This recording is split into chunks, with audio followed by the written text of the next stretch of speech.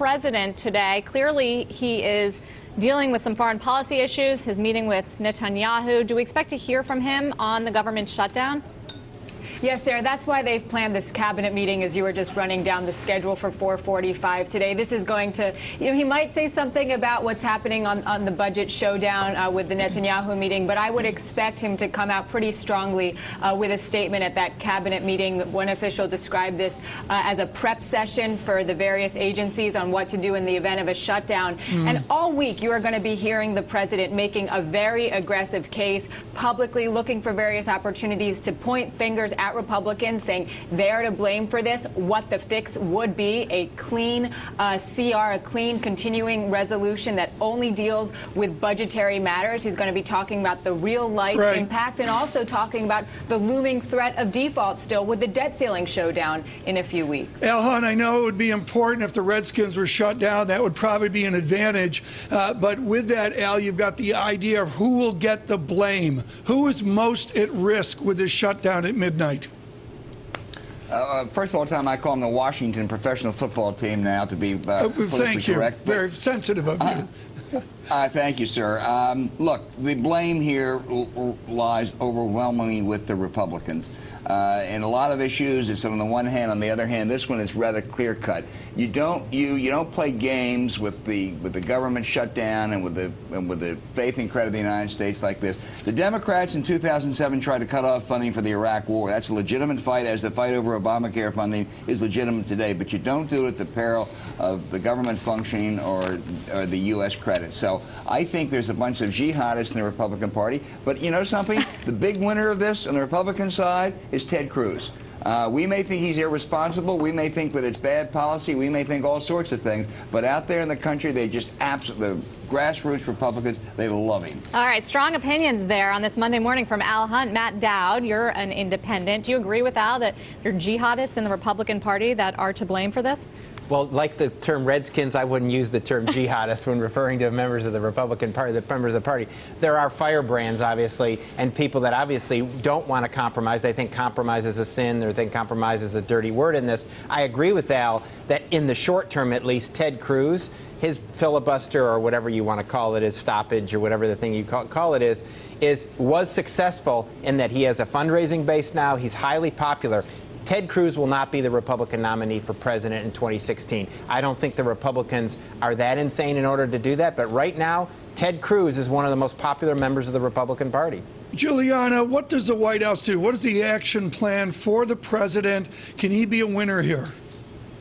Well, they think they have the upper hand, and they're feeling pretty good about heading into the shutdown, Tom, but their biggest concern is still the debt ceiling, and that's why there's going to be sort of a different pace in terms of how you see the president responding here than we've seen in past showdowns, because they really do need to pace themselves for the bigger crisis that's on hand, and there's no real agreement in the White House on whether or not this does strengthen their hand and weakens the Republicans' hand heading into the debt ceiling. You have, one group that says, yes, this does give us a better, put us in a better position to avoid a big showdown, something that really does risk the credit of the United States with the debt ceiling on October 17th.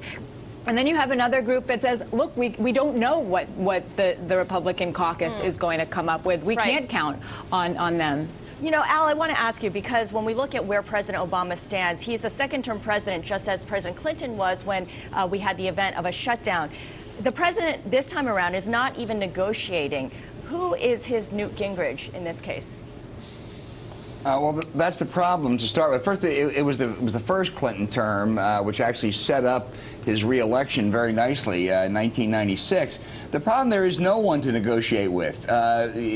Several Democrats yesterday said the de facto Speaker of the House is Ted Cruz. John Boehner would be a perfect person to negotiate, except he doesn't have any real negotiating authority.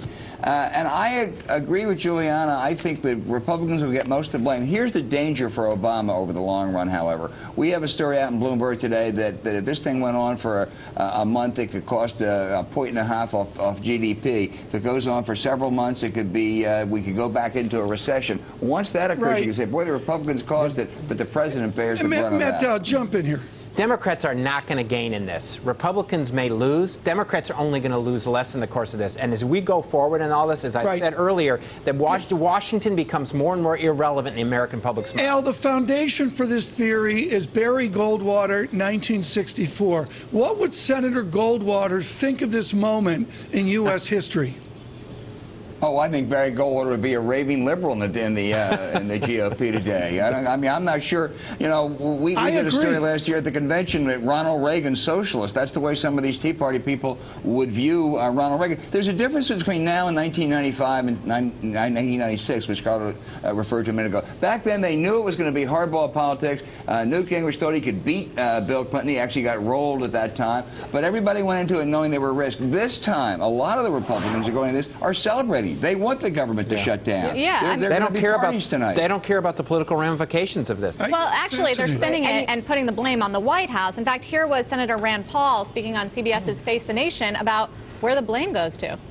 He's saying 100% of Obamacare or the highway. The president's the one saying, I will shut down government if you don't give me everything I want on Obamacare. That, to me, is the president being intransigent and being unwilling to compromise.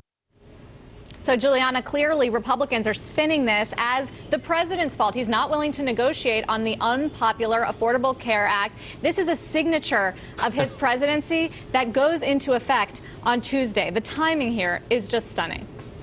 Yeah, Sarah, I was talking to one senior administration official last night who said the president is in no mood to negotiate with hostage takers.